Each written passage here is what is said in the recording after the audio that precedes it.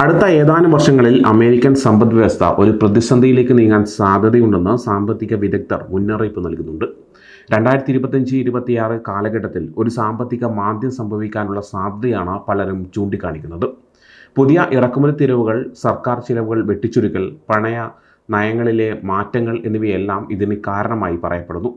സാമ്പത്തിക മാന്ദ്യം എപ്പോൾ സംഭവിക്കുമെന്നോ അതിൻ്റെ തീവ്രത എത്രത്തോളമായിരിക്കുമെന്നോ കൃത്യമായി പ്രവചിക്കാൻ സാധിക്കാത്ത സാഹചര്യമാണ് ഇപ്പോഴുള്ളത്. പ്രമുഖ ധനകാര്യ സ്ഥാപനങ്ങളുടെ സാമ്പത്തിക മാന്ദ്യത്തിനുള്ള സാധ്യതാ വിലയിരുത്തൽ എങ്ങനെയാണെന്ന് നോക്കാം. 2025 തുടക്കം മുതൽ സാമ്പത്തിക വിദഗ്ധർ സാമ്പത്തിക മാന്ദ്യത്തിനുള്ള സാധ്യത വർദ്ധിപ്പിച്ചുകൊണ്ടിരിക്കുകയാണ്.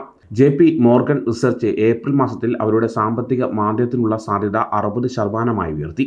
ഇറക്കുമതി തീരുവകളിൽ നേരിയ കുറവുണ്ടായെങ്കിലും ഈ നിലപാട് അവർ തുടരുകയാണ്.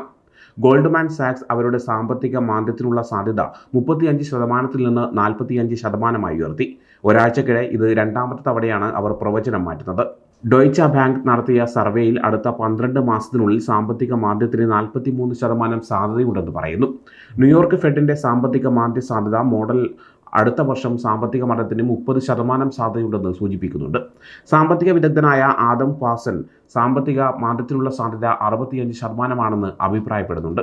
JP മോർഗന്റെ chief global economist Bruce Kasman പറയുന്നത് ശ്രദ്ധേയമാണ്. അമേരിക്കയെയും ചൈനയെയും ഒരു സാമ്പത്തിക മാന്ദ്യത്തിലേക്ക് തള്ളിവിടാൻ ഇത് മതിയാകും. അതുപോലെ ആഗോള സമ്പദ്വ്യവസ്ഥയെയും ഇത് പ്രതികൂലമായി ബാധിക്കുമെന്നാണ്.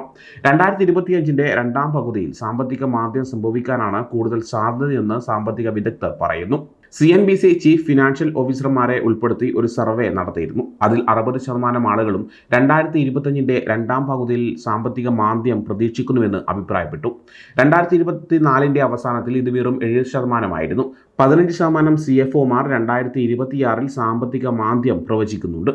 സാമ്പത്തിക വളർച്ച കുറയുന്നതിന്റെ ലക്ഷണങ്ങൾ കാണിക്കുന്നുണ്ട്. US GDP വളർച്ച 2023 നാലാം പാദത്തിൽ 3.2% എന്നാൽ 2024 നാലാം പാദത്തിൽ ഇത് 2.5% കുറഞ്ഞു.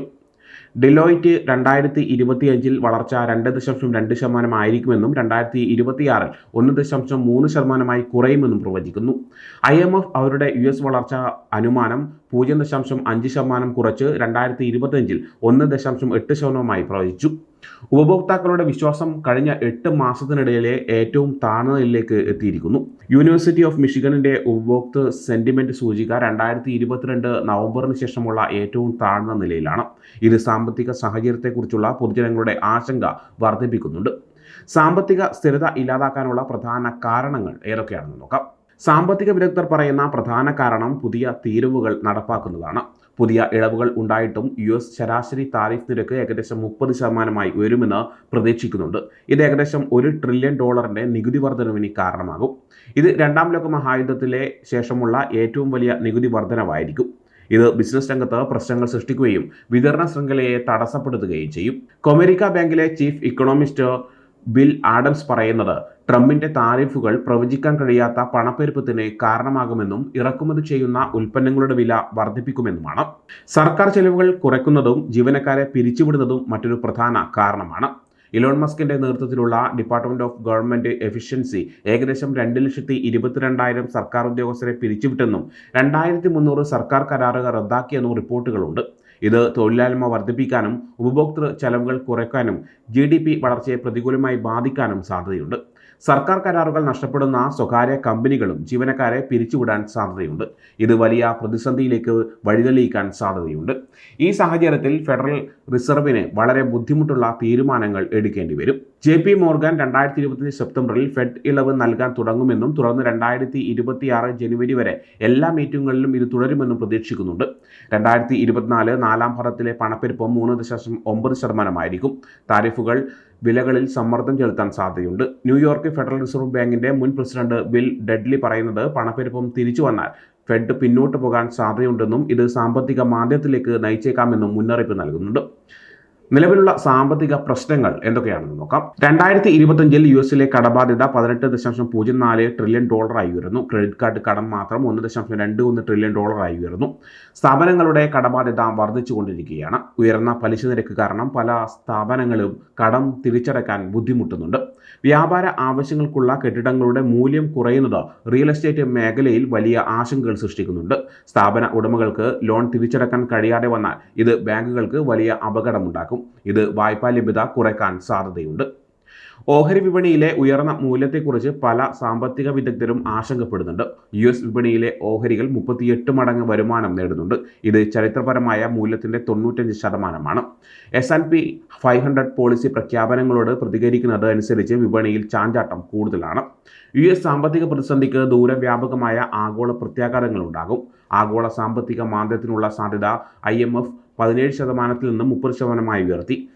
പ്രധാന രാജ്യങ്ങളുടെ സാമ്പത്തിക വളർച്ചാ പ്രൊജക്ഷനുകൾ കുറച്ചു. യൂറോസോണിന്റെ വളർച്ച 0.8% ആയിരിക്കുമെന്നും ജപ്പാന്റെ വളർച്ച 0.6% ആയിരിക്കുമെന്നും ജർമ്മനിക്ക് വളർച്ച ഉണ്ടാകാൻ സാധ്യതയില്ലെന്നും പറയുന്നു. IMF മേധാവി ക്രിസ്റ്റലീന ജോർജിയേവ പറയുന്നത് US ആഗോള വ്യാപാര നയമാണ് ഇതിന് കാരണമെന്നാണ്. ഇത് സാമ്പത്തിക വളർച്ച കുറയ്ക്കുകയും വിപണിയിൽ ചാഞ്ചാട്ടം കൂട്ടുകയും ചെയ്യുമെന്ന് പറയുന്നു. എല്ലാ സാമ്പത്തിക വിദഗ്ധരും വലിയ സാമ്പത്തിക തകർച്ച പ്രവചിക്കുന്നില്ലെങ്കിലും വരുന്ന നാളുകളിൽ വലിയ സാമ്പത്തിക വെല്ലുവിളികൾ ഉണ്ടാകാൻ സാധ്യതയുണ്ടെന്ന് മുന്നറിയിപ്പ് നൽകുന്നുണ്ട്. ട്രഷറി സെക്രട്ടറി സ്കോട്ട് ബെസന്റ് പറയുന്നത് വിപണിയിലെ ചാഞ്ചാട്ടം സാധാരണമാണെന്നും വർഷങ്ങളായുള്ള സാമ്പത്തിക മുന്നേറ്റത്തിന് ശേഷം ഉണ്ടാകുന്ന ആരോഗ്യകരമായ തിരുത്തലാണെന്നും അഭിപ്രായപ്പെടുന്നു. പ്രസിഡന്റ് ട്രംപ് അമേരിക്കക്കാരോട് ഒരു മാറ്റത്തിനുള്ള കാലഘട്ടം പ്രതീക്ഷിക്കാൻ പറയുന്നുണ്ട്. ട്രഷറി സെക്രട്ടറി ഇതിനെ വിഷാംശം ഇല്ലാത്ത കാലഘട്ടം എന്നാണ് വിശേഷിപ്പിച്ചത്. JP മോർഗനിലെ ബ്രൂസ് കാസ്മാൻ പറയുന്നത് ഈ പ്രതിസന്ധി വളരെ വലുതായിരിക്കുമെന്നും ആഗോളതലത്തിൽ വലിയ നയപരമായ മാറ്റങ്ങൾ ഉണ്ടാകാൻ സാധ്യതയുണ്ടെന്നുമാണ്. വ്യക്തികളും ബിസിനസ്സുകളും കടം കുറയ്ക്കുകയും പണം സ്വരൂപിക്കുകയും തൊഴിൽ നിക്ഷേപം എന്നിവയിൽ ശ്രദ്ധിക്കുകയും ചെയ്താൽ 2025-ലും 2026-ലും ഉണ്ടാകാൻ സാധ്യതയുള്ള സാമ്പത്തിക പ്രതിസന്ധിയെ ഒരു പരിധിവരെ തരണം ചെയ്യാൻ സാധിക്കും.